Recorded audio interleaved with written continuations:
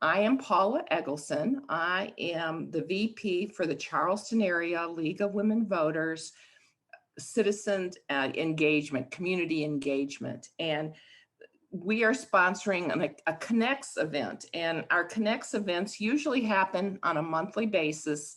It's an issue, a community issue that is something that needs to be brought to the forefront as far as a community matter. And so we've had a number of different topics under this banner, this Connects banner, whether it's the suffragettes, whether it has to do with historical features of something that's critically important to Charleston. The issues have been very diverse. Tonight, who we have, this Connects session, is we are going to be featuring the Edisto Natchez Kusso tribe, and Sabrina Gray Wolf Creel is going to be speaking to us. And along with Sabrina, we are going to have Carolyn Wright Porcher and Leah Pedersen. These three women will be the stars of the show, so to speak. And I know, as someone who hasn't lived in South Carolina my entire life, I was not particularly aware of the Indian tribes in South Carolina. And so this is just really something that I think will be of critical importance to us. And there's very much a state of South Carolina focus to this presentation tonight.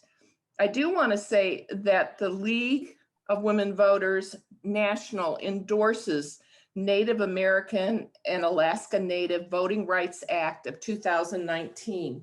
As many of you know, there have been a lot of issues regarding identification, the right kind of identification to as far as voting is concerned, and also some address issues. And so that's a part of that particular act. The passage of the Indian Citizenship Act of 1924, Native Americans on reservations couldn't be excluded from the democratic process. There has been a long history of voter suppression in this country as far as Native Americans are concerned. There were states that held out as far as giving Native Americans the right to vote. Utah and North Dakota were the last states in 57 and 58. Native Americans that were on the reservation, it was successfully litigated at that time to allow Native Americans on reservations to vote in those countries.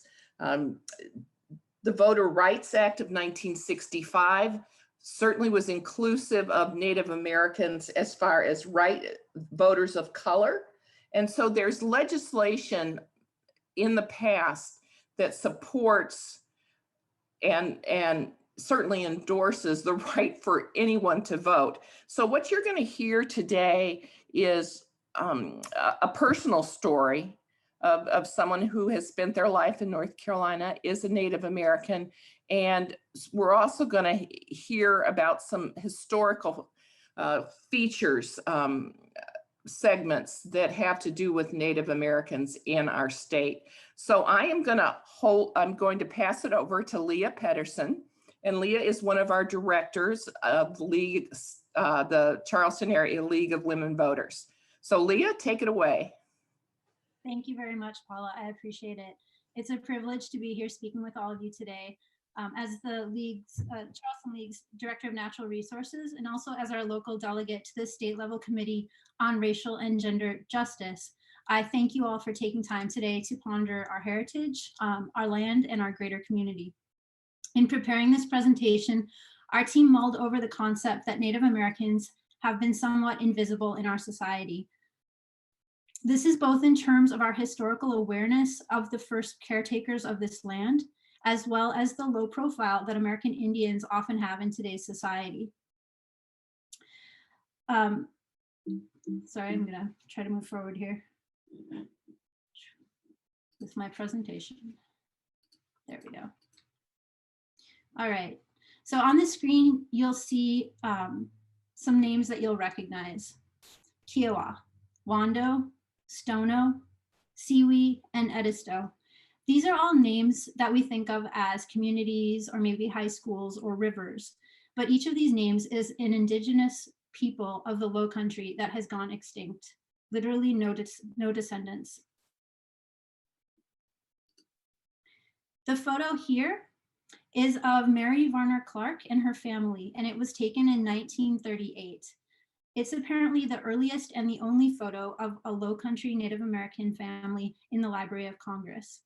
Mary and her sons are descendants of the Etowah tribe of Daniel Island. They're no longer on Daniel Island. The Etowah now live on as part of the Wasamasa tribe of Varnertown in Moncks Corner. Demographic information drawn from the United States Bureau of Indian Affairs and the South Carolina Commission for Minority Affairs are as follows. Currently, 1.7% of the US population identifies as American Indian or Native Alaskan, according to the 2010 census, with 78% of American Indians living outside of reservations. There's one federally recognized Indian nation in South Carolina, and there are 574 nationally.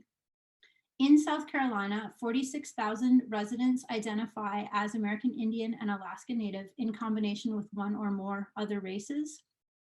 But of those who identify solely as American Indian or Native Alaskan, which is a category that the government uses, 3,792 households in South Carolina alone. The highest population density of American Indians in South Carolina by county are in Marlborough at 3.9%, Dillon at 2.5%, Colleton at 0.8%, and York at 0.6%. All right, and so this map is a little bit hard to read. If you want to look at it more closely, it is available on the website of the South Carolina Commission for Minority Affairs. Basically, what you see here is the blue box at the top center in York County. That's the Catawba Indian Nation, and that's the only federally recognized Indian tribe in South Carolina. The red boxes throughout the state identify 9 additional state recognized tribes, which includes the tribe that Sabrina is a member of, who will be speaking tonight. The golden boxes show state recognized groups, not formally tribes, but groups. And then the purple boxes are state recognized special interest groups, namely the American Indian Chamber of Commerce in Somerville and the Little Horse Creek American Indian Cultural Center in Clearwater. A few of the challenges faced by American Indians in South Carolina today can be identified through the following statistics.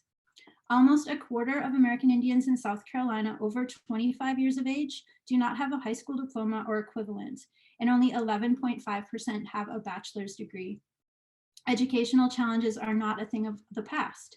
The dropout rate is twice that of all other students. 31.4% of American Indian children are experiencing poverty, and while COVID rates are unavailable for South Carolina, nationally, the CDC reports that infection rates are 3.5 times that of non-Hispanic whites.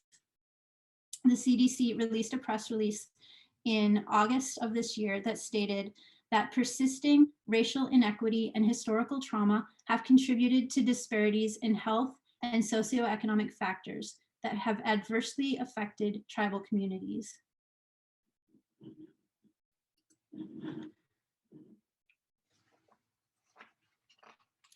When I initially spoke to Sabrina, and we talked about making this connection between the League and the Edisto Natchez Kusso tribe, we talked about voting.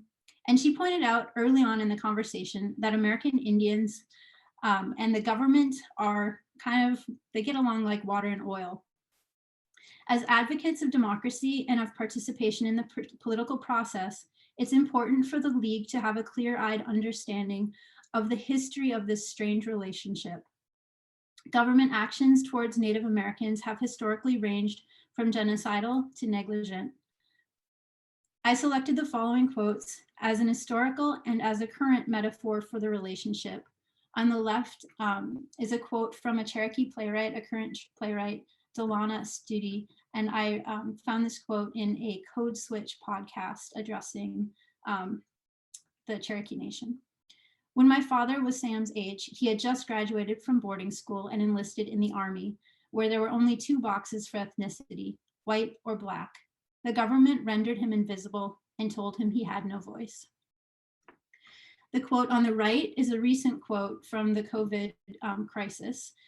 Esther Lucero, the CEO of the Seattle Indian Health Board, stated, "My team turned ghost white. We asked for tests and they sent us a box of body bags." And amazingly, this same mistake has been made in Canada with the First Nations tribe as well during the H1N1 virus. So this attitude that the government has shown towards Native Americans is actually enshrined in our nation's founding document. The Declaration of Independence claims that all men are created equal and refers to the authority of the good people of the colonies. However, in listing grievances with the King of Great Britain, the founders write that he has endeavored to bring on the inhabitants of our frontiers the merciless Indian savages, whose known rule of warfare is an undistinguished destruction of all ages, sexes, and conditions. Nearly 100 years later, the US government continued to view and treat Native Americans as expendable, with the Dakota War of 1862 providing one example. Following the withholding of rations, threat of violence, destruction of wildlife and agriculture, 4 Dakota bands, now on the brink of starvation, signed treaties in 1851, giving up their territory in Minnesota. Congress unilaterally altered the agreements that they had agreed to and delayed payments that they were owed. Faced with crop failures and cheating by white traders that led to continued starvation, it led to violent resistance by a Dakota faction, not the nation, but a faction. It led to the Dakota War of 1862, which ended with the largest execution in US history. 303 were sentenced to be hanged, but President Lincoln thought that was probably excessive, so 38 were hanged, so it's still the largest execution in US history. 1,600 non-combatants were held in a concentration camp over the course of Minnesota winter. 10 to 20% of those prisoners died from disease in that camp. The expulsion of the Dakota and Ho-Chunk occurred after the war, even though the Ho-Chunk had not even been participating in the war. And Congress subsequently abolished the reservations in this region of Minnesota. The removal of the Dakota and the Ho-Chunk wasn't the end of the story, however. Within 5 weeks of the mass execution, Governor Ramsey of Minnesota claimed the state's Morrill Act land. So the Morrill Act was signed by President Lincoln. It enabled land in the public domain to be used to benefit higher education. So states, primarily in the East, that lacked public domain lands were offered scrip to redeem on any public domain in the West. Reporters from the High Country News of Colorado have just reconstructed earlier this year 10.7 million acres taken from nearly 250 tribes, bands, and communities through over 160 violence-backed land cessions. A result of their work is this map, which identifies the specific land-grant universities that benefited from specific parcels of seized land. These do include 2 in South Carolina, Clemson and SCSU, as well as many other institutions that have contributed greatly to the education and success of our society and to us as individuals. I would also point out that the much greater part of the map, this is basically the southwestern triangle of Minnesota, the much greater part is not color-coded. Presumably those parcels went to individual white settlers or businesses who the government deemed to be more suitable landowners. The rich inheritance we enjoy as Americans can be traced directly back to the traumas that our government, the people's government, inflicted on Native Americans. In 1924, Native Americans were granted citizenship. This did occur 4 years after the passage of the 19th Amendment, which secured the right to vote for women, but in practice for white women. Suffragists like Zitkala Shah, pictured here, would have to wait, as American Indians won the right to vote, as Paula mentioned earlier, state by state, with Utah coming in last. I think it was in 1962, that might be different.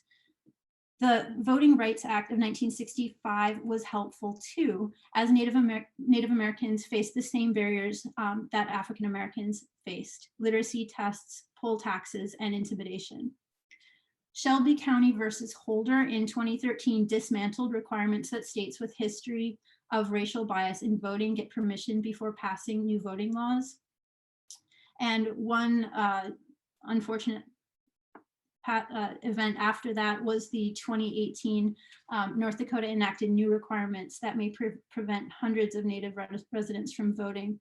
This is currently being debated back and forth, and a settlement they reached, which is that people could identify their homes by pointing to a map, is going to be very difficult in the current COVID crisis to make that workable. However, despite the ugly past between American Indians and the government, there is some history of formal Native American political involvement. For the sake of time, I won't address the significant history of political involvement in the form of protest or resistance.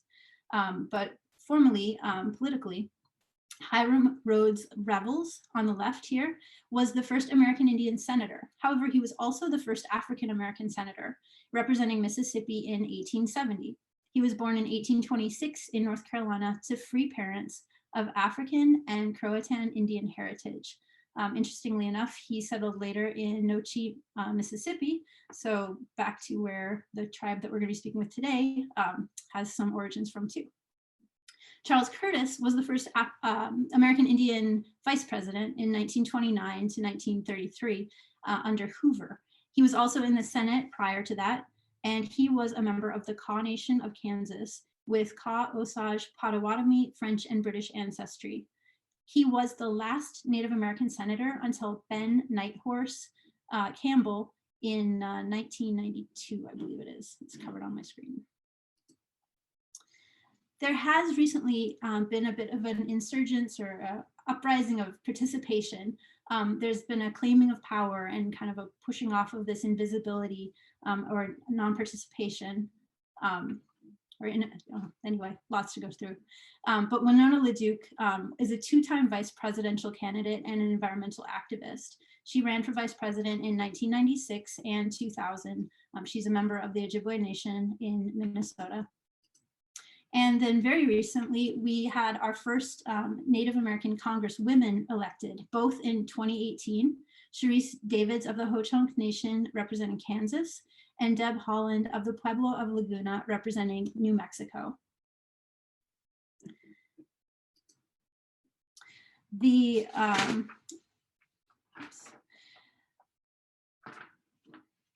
The Rutgers University Center for American Women and Politics shows a large bipartisan jump in Native American women running for Congress. In this upcoming election, there's a record 18 Native American women running, with a previous record of 5 in 2018.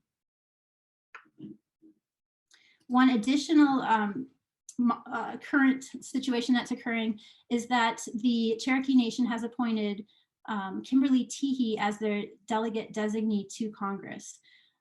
The Cherokee Nation in the Treaty of New Echota of 1835 was granted this status that they could have a representative in Congress. They anticipate having non-voting status akin to the representatives from DC and the 5 US territories. The delay from 1835 to now is probably in large part because of this treaty also enabled the Trail of Tears to occur. I referenced a Code Switch podcast earlier, and I highly recommend that if you'd like to know more. It's called How the Treaty of New Echota Led to the Trail of Tears. So Kimberly Teehee has been selected by the Cherokee Nation. She has not yet been seated, so that's going to take motion in Congress to have that occur. So as Paula mentioned earlier, there are some positions that the League has taken that are related, endorsing the Native American Voting Rights Act specifically. This act does address some of the difficulties in voting as far as getting access to voting places that are, bringing voting places onto reservations, onto tribal lands and intertribal buildings, accepting ID cards issued by tribal governments. The act is currently sitting in the House Judiciary Subcommittee on the Constitution, Civil Rights, and Civil Liberties, and it's been sitting there since May of 2019. The League of Women Voters also has been doing advocacy at a national level to ensure that Native Americans are included in census counts. They've also been doing education and advocacy around early voting and in-person voting because of issues with mailboxes and mail-in voting. Finally, the National League is advocating for Native Americans to be included in the racial justice and anti-racism work that the League is undertaking. Locally, the Charleston League Voter Services Team offered voter registration services to the Edisto Kusso Natchez tribe for the first time this September. I think I turned the name around backwards there. All right, that's it for my very quick and brief and hopefully relatively accurate summary of a lot of history there. Thank you very much. And I'm going to call on now Carolyn Wright-Porcher to introduce our guest tonight. Carolyn, if you are ready. Yes, I am. First, I want to thank Leah for her wonderful history lesson and giving us some background on the tribe and our guest person. So you see her bio, and Sabrina Gray Wolf Creel. And I'm not going to read her bio, but what I will do is have her to open up her screen and turn on her audio so we can have a conversation. And I'll be asking her a few questions. Before I do that, I just wanted to let you all know that I am the director of Diversity, Equity, and Inclusion for the Chapter Area League of Women Voters. And I also represent the Charleston area at the state level. As director of what we call DEI, when Leah brought this to the attention of DEI, I felt it was very important as a part of educating the chapter on diversity, equity, and inclusion, because most of the time what we think of is black and white, but we need to be educated on so many other areas which are included in DEI. So I don't see on my screen Sabrina. Okay, Sabrina. Okay. It happens. Yeah, so we're just a little first, that's right. We're talking about your first job. Okay.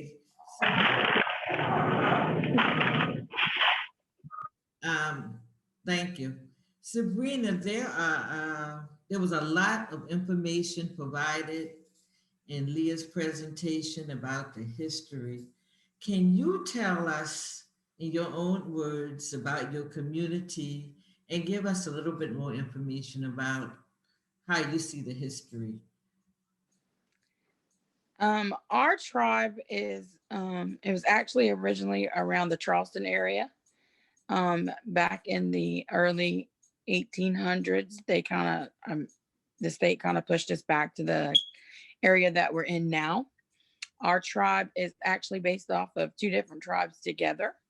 Kusso tribe being the tribe that's always been here in South Carolina. And the Natchez tribe is a small band, came from the Mississippi. And in the 1700s, when they fought in the French and Indian War, when they fought there, they moved on up to with the Cherokee.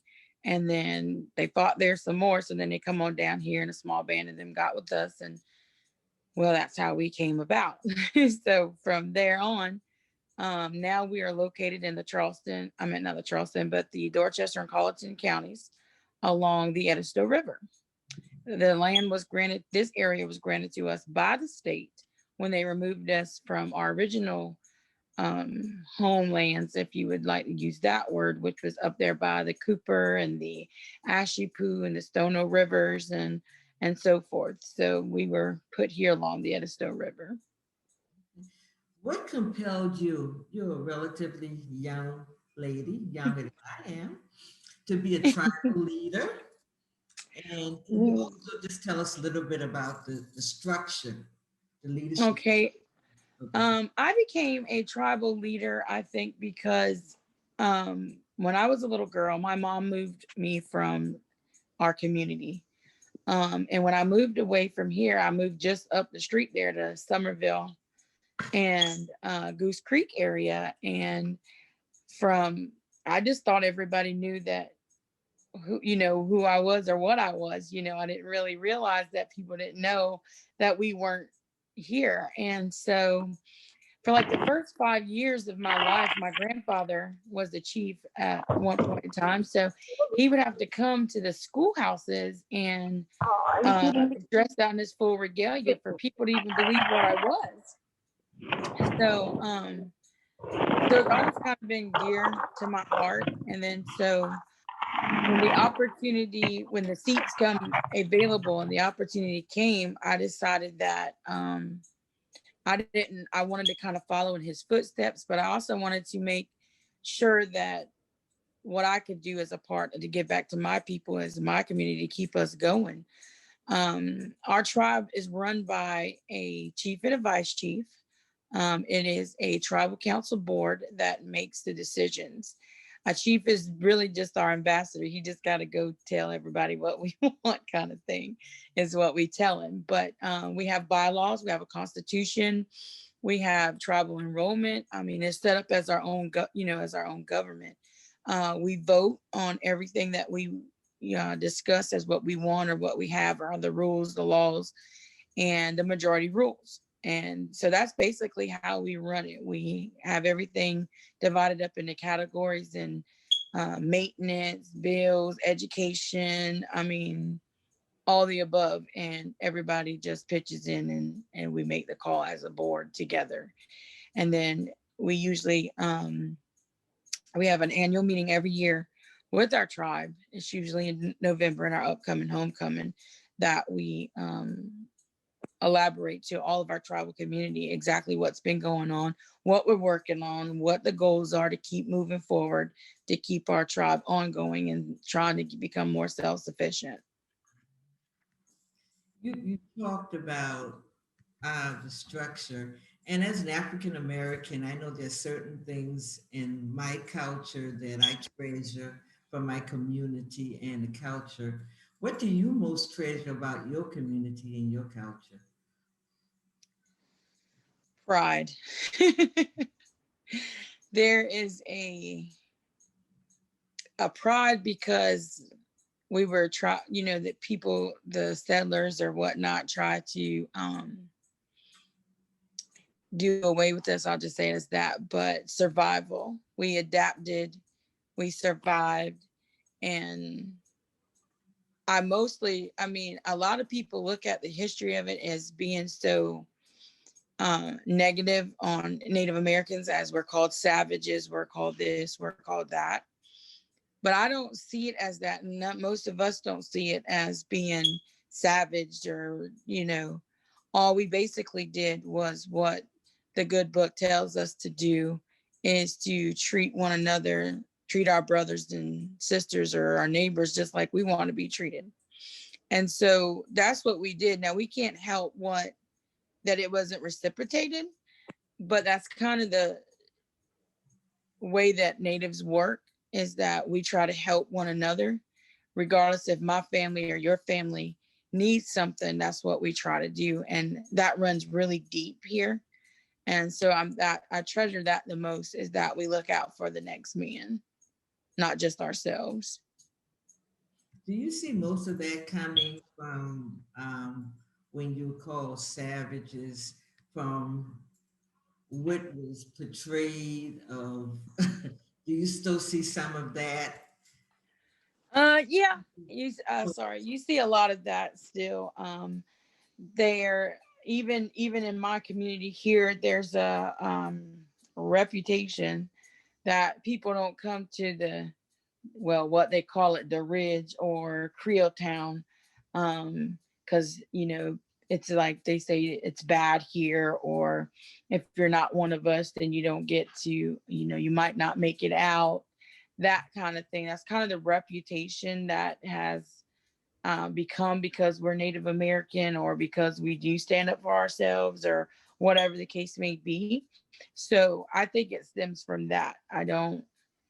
And one of the things that our board is kind of working on now, that is to try to change that reputation, try to just beat that statistic away, so that people will realize that we are really welcoming people, and we would like you to visit us. We would like you to come and see about us, and learn our culture just like we learn everybody else's as well in school or wherever. But I mean, not, we all know history doesn't always portray it the right way, but we want people to come and know about us. I mean, they're, at our general powwows and things like that, we open that to the public because we want people to know. We're proud of it. We're still here. And I was going to ask you about the homecoming powwow that you usually have every year. And I know because of COVID, it was going to be a private event. Tell us, what would we be missing? Because we can't. Oh my, you'll be missing. No, I want to be there. You'll be missing good Native food. We all like to eat. Arts and crafts. We have authentic Native American crafts, and everybody sets up booths, and you can just walk through and see and purchase. You're missing all the Native dancing, the Native music, all the natives in their regalia. And it's so heartbreaking.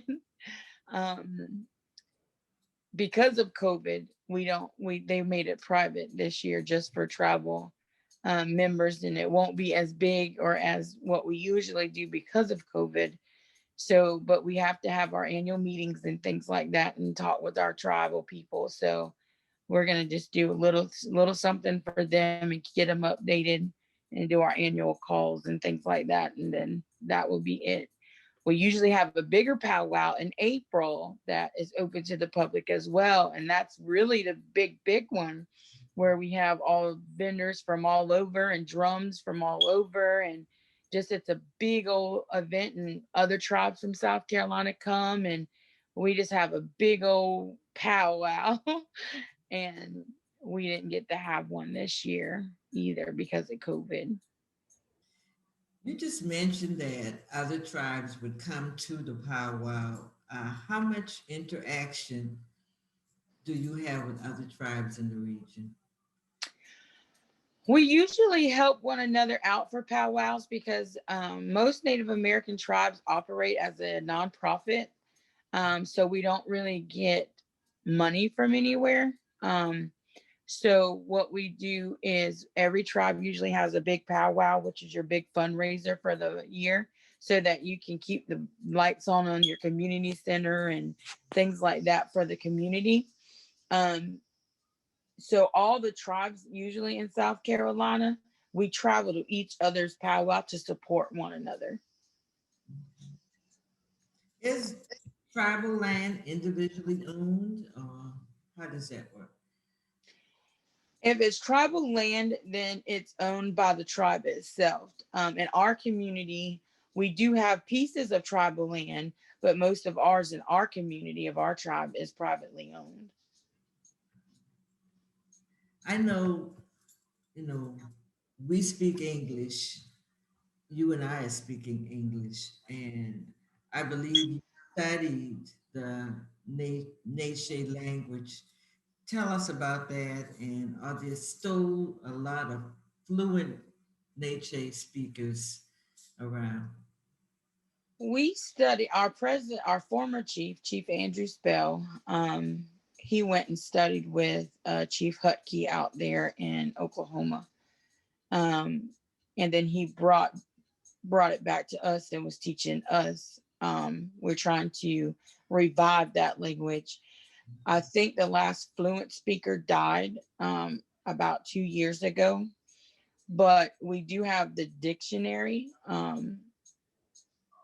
And so, Chief Andy, we were meeting on Thursday nights, and he was teaching a bunch of us, because usually Native American speaking is not like the English language.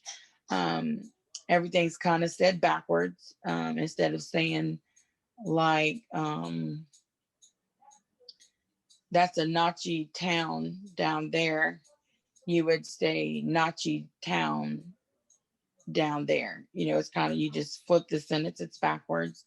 We don't use the native alphabet the Nochi native alphabet is not got all the letters that the English alphabet has, and the sounds are completely different. So we're trying to revive that. One of our buildings that we're doing our arts and crafts and our languages kind of old, and so it needed some roofing repairs, and it became not safe to have like everybody meet there. So we're in the process of trying to write a grant and get some donations and things to refix that building, and then we'll go back. And then we also just had an invitation from a lady that is reaching out to teach us the Muscovy language as well, which would be the other language that our tribal people would have spoke. So, excuse me, we're trying to keep our language and revive it, at least what's there left to. It's not known, it's not like an unknown thing that Native Americans were forced to not speak in their language. They were forced to learn English and not speak in there. So the pieces that is left, we're trying to revive and keep as much as we can of our history today. Because we hear that both in the Africans that were brought to America were forced to give up their language. They weren't able. So we see it again with this population. So it brings back a lot of memories and history. You talked about how the COVID kind of shut down your powwow. How has COVID impacted your community in other ways? Oh, COVID has cost, it's cost everybody in America, granted. Our powwow was, like I said before, it's how we Native communities get to keep our community center open. Now we're going from month to month to try to pay the light bill, basically. We don't have our classes and stuff anymore because, well, you can't be that many people in one building. It went through our community back in June. It cost people their jobs. People didn't have food. We started a food drive with our Edisto Indian Free Clinic, paired up with DHEC and the Low Country Food Bank. So we've gotten a food drive going every third Monday of the month. We were supposed to get some tests. We tried to get some testing, a mobile testing unit here. After a few back and forth emails and things with them, they ended up telling us that they couldn't serve our community until August. And not to be disrespectful to anybody, but I'm like, it's sweeping through our community now. And, some of our elders won't even go to Charleston or someplace like that. So, luckily, thank God that nobody died from it in our community, but it did make a lot of people almost close enough. And it swept through our community for about a month and a half, like real heavy, like every, communities and churches and things like that had to shut down because it was so many cases here. And so we never did get the tests. Right now, today, what do you see as some of the biggest challenges facing your community?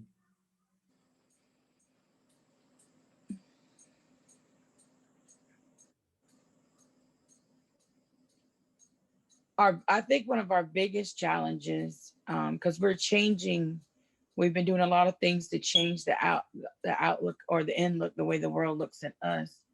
But one of our biggest challenges is being heard and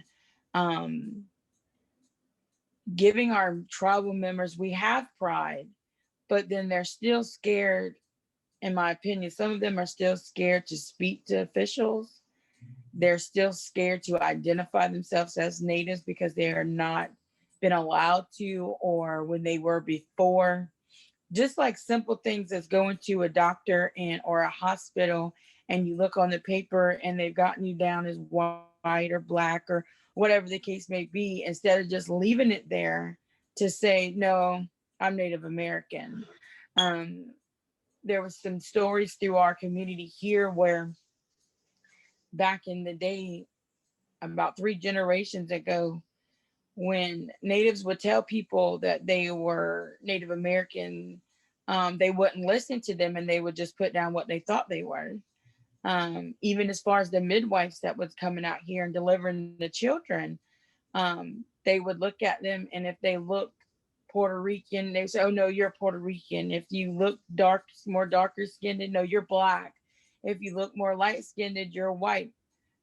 I had a surgery 3 or 4 years ago, and when I got the office or got the report, it said that I was a Black female without even asking. And I think that should be, they need to almost make that a law, that you ask somebody what they are instead of assuming, because when you assume, that's kind of wiping out a race or an ethnicity, because just because of what you think I am, that might not be what I am.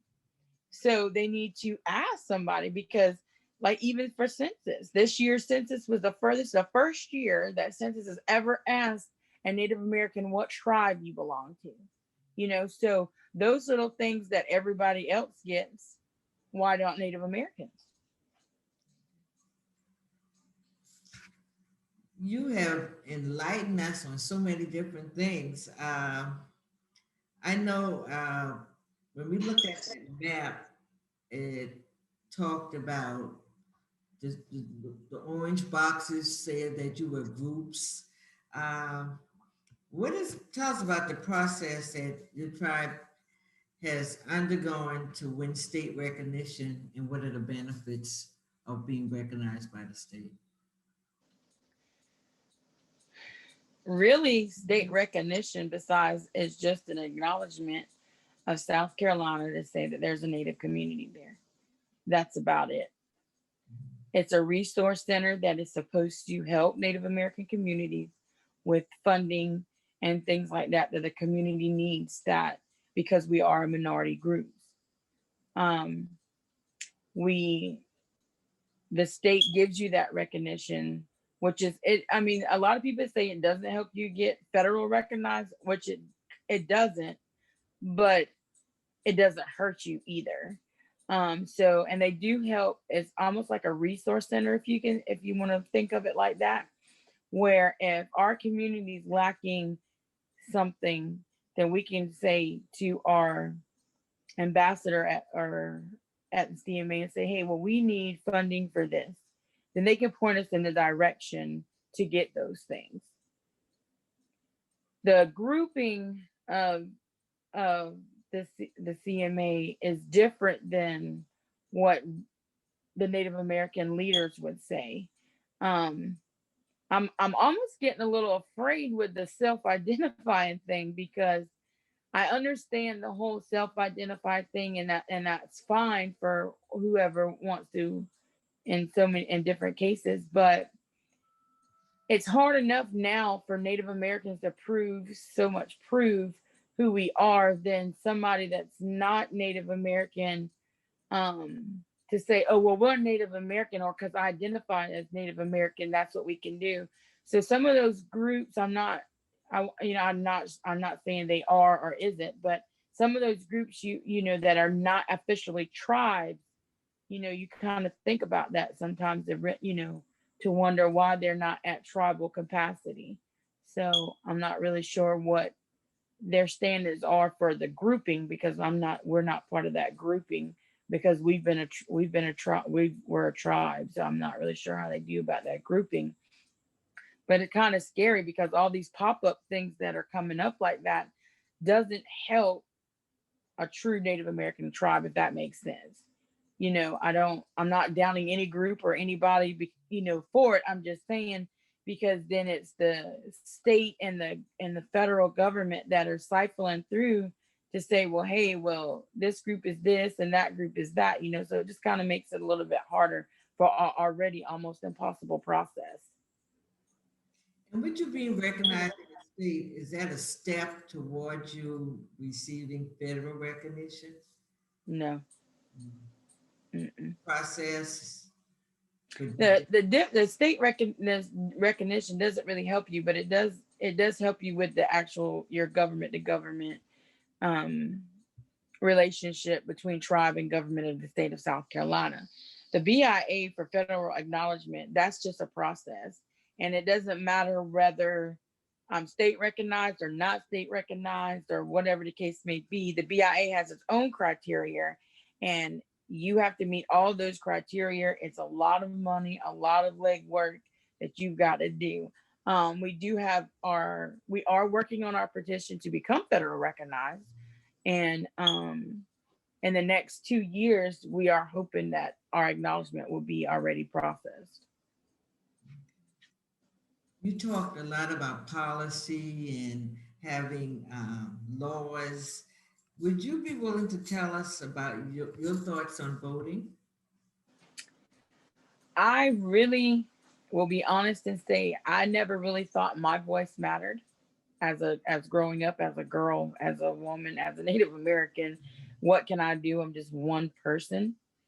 As I got older and started actually looking into the census, looking into different aspects, and I got on the voting trail this year because there is power in numbers.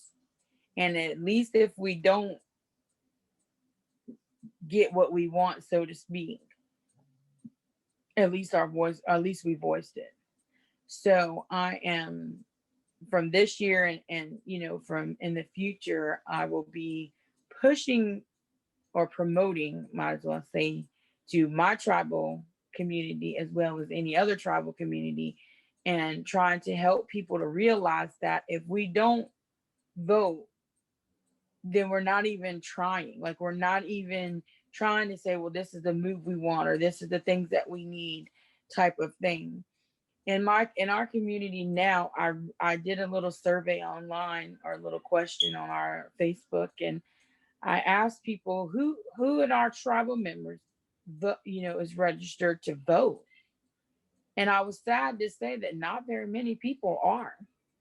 And it was really shocking to me. But then again, I'm thinking, well, Sabrina, you didn't do it. I'm registered, but I was like, you didn't, really go and vote and stuff because you don't think that you matter. So I'm trying to turn that around for the tribal communities, starting with my own, and everything that we do. If we don't speak up and stand up for it, then it's just going to keep going in the way we are going. It'll never change. I do know some of our elders don't understand it. They'll say, oh, well, the government does this or that, from past experiences, history, they don't have the best kind of trust relationship to say, I'm going to, go and like, I really matter. They, especially with our elders, because they've kind of adapted to blending in. So for survival, so they don't want to kind of come out and say, well, I'm still here, because they're a little bit older and things like that. Versus us younger generation is like, oh yeah, we're here. We're, more equipped to the technology, and, this is the 21st century, and, that type of thing. So we're going to try to educate them on things about voting. And anytime it's a woman or a Native, we're all pushing that anyway, especially around here. And so I'm going to try to promote that, because I really think it's very important that we all, no matter what color creed you are, we all need to stand up and put our votes in, or change won't come. No matter what you want, no matter what your view is, no matter what your opinion may be, if you don't voice that opinion, you will never be heard. And the only way your voice is going to be heard is to vote. That was my slogan for our voting promotion around here, was your voice can't be heard if you don't vote. Your vote is your voice. a wonderful slogan, and you know the League of Women Voters are here to assist in whatever you need. Um, before I end, are there any other thoughts you'd like to share with us? Well, I would just like to say thank you guys for coming out to our community. Thank you guys for helping us. Thank you for inviting me tonight. And I can't wait till the April springtime comes so y'all can all come out to the powwow and visit with us and even be our special guest if you would like to be. And I hope that we can continue this relationship and you guys will help me to get the word about voting out to our community and all the tribal communities as we try to go on together. Sabrina, I would just like to thank you for the time that you spent with us tonight. And now I'll turn it back to Leah. We have a few minutes, so if anyone in the audience has questions, just turn on your video and unmute yourself, and we will be happy to take, Sabrina will be happy to take some questions.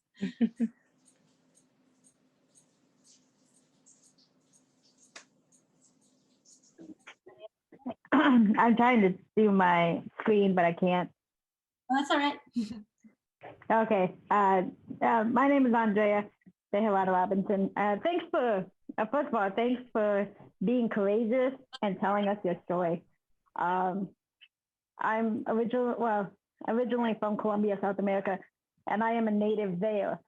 So I understand your story, but my question is, you know, I use Minnesota as my prime example. I don't know if you know, Lieutenant Governor Peggy Flanagan was the first Native American to serve as Lieutenant Governor, and when she was in the House of Representatives, she was the first Native American to serve. So how would you like us to support folks like you or folks in your tribe to get active? Because I think when we have you at the table, lawmaking tables, we have a more inclusive laws. So I'm really want to get you guys motivated to run for office because we need you. How I wish I would have learned and knew more about this when I was a youngster. Because trust me, I would have been right there running. A lot of things that I think is, because I even instilled this in my daughter, Native Americans don't have a lot of resources for education, being that we are a minority and poverty and those types of things. I was talking to my aunt yesterday, matter of fact, because she works for the South Carolina Indian Development Council, and there's a little pot of money that Native Americans all draw from in South Carolina to go to school. And so, but I understand, like, and I don't like to say colors, but for everyone else, it's almost like it's a lot more there. But for kids that grow up in low income, even myself, I've got a GED. I've got plenty of certifications and things, but I couldn't go any further because of money. Even those grants and things that you get from the South Carolina Indian Development, once they help you out one time, you have to wait a whole year for them to give you more money to go to school. Well, I'm just going to talk about myself for this second. I went and got a certification in the CMOS, which is just a certified office medical specialist. I wanted to go further to get the back office of it. So then I'd have just been a straight out medical assistant. Well, after they paid for me that one time, I'd have had to wait a whole nother year to go back and get the class. Well, by the time you wait a whole nother year, that class is not, like, the way the texts and schools are done. It's available, but then you got to take that whole class for like a whole nother year. When if it was available, I could have took it in 3 months. So I'm just saying, like, and women that have reached that state as being Native Americans, or even if you just want to help Native Americans to reach that, is you would need more people that's made that goal or reached that goal to reach back into the community and help that next little girl that dreams to be the Senate, a lawyer, Native American, whatever, and reach back and show them the way or tell their stories, inspire them, because you don't really get that out here in these little rural areas that we live in. We have about a handful of people from my own tribe. My chief now is Chief Creel, and he is a doctor, our pastor. He runs the free clinic, and he's also our chief. That's one guy. And there's probably 3 or 4 more in this community that's actually made it to an MD status or has a bachelor's degree or a lawyer. Anything else is really just a trade school education here.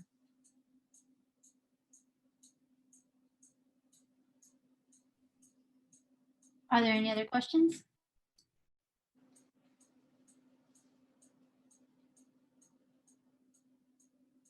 Nicole, are you asking a question? You're on mute if so. Yeah, I'm trying to unmute myself. Yeah, thank you for that. Hi, yeah, I'm Nicole, last name Freeman. I am really interested in how we can probably reach out to kind of assist that way, like with maybe like a mentorship or just helping other people who or young children or young girls who are trying to better themselves. I'd be really interested in that. I think that I had done a lot of I had been working on some genealogy stuff, and it's one of the reasons I signed up today for this here, is because I just wanted to hear from you, because I think I reached out to you like maybe a year ago or so. My grandmother's name is Eva Martin, and I think that in some way we're related. But I'm interested in that, and that I have a master's degree, and I'm outside of your your tribal area, I guess. But I did the census, and I put that in there this go around based on contacting you. But I'd be really interested in that. How would we go about doing that if we wanted to do that? We could, well, when we get everything open to get back to running, if you reached out, I see a lot of people, so I don't be offended if I don't remember you specifically. That's okay. Yeah. Because when we did our genealogy, Martins came out of the woodworks like you would not believe. But keep in touch, or send me your stuff, or just your name or email or phone call or text or whatnot. It doesn't matter which one. And I'm wanting to even see about a sponsorship, or like you saying, a mentorship program, because I remember as a little girl that we used to have them. It's almost like a pen pal thing, that they had someone to talk to or so forth, or even we can make it an event that it's like it may be all girls or all children, all teenagers, all school age, whatever the case may be. We can accommodate that to make a day or make an appointment or whatever needs to be done to help them, But anybody who does as of right now, they'd have to realize we're a nonprofit. We work off of grants. We try to compensate somebody if they do those types of things, but especially right now, the money's just not there to do those things. So it would be out of their own love and free heart. And just like me, I do a lot of my love and free heart, So it would have to be that time. Not to say that if it didn't get up and running and we could get more grants and more things like that in our area or for us, that we couldn't compensate somebody for that. But it would be people like you that have defied the odds, that came from this place. I know for me as a girl, that's what did it for me. Or even if people don't even know the steps to get to a college education, they don't even know anything about FAFSA. They don't even know how it works. Right. Or when they see those big numbers, they're like, man, I can't do this. We can't afford this. And then, so they get disheartened. So, things like that to help them, or just educate the parents. Because, the parents, my mom, she graduated, but even before, like my grandma never even had a driver's license. She never drove a car. she couldn't even read. When my grandpa died, we, the children got to take over and take care of them because they can't read. There's no, they're illiterate. So how do you expect them to tell their kids to go to school and college and they can't read? That's a lot of how things got like they are, because people knew that they couldn't, and they would sell their land. Oh, give me this. And you just put an X on the paper and say, oh yeah, well, they marked this. And then the next thing you know, they done sold our like one deed tells us we sold a bunch of land for 2 chickens and a goat.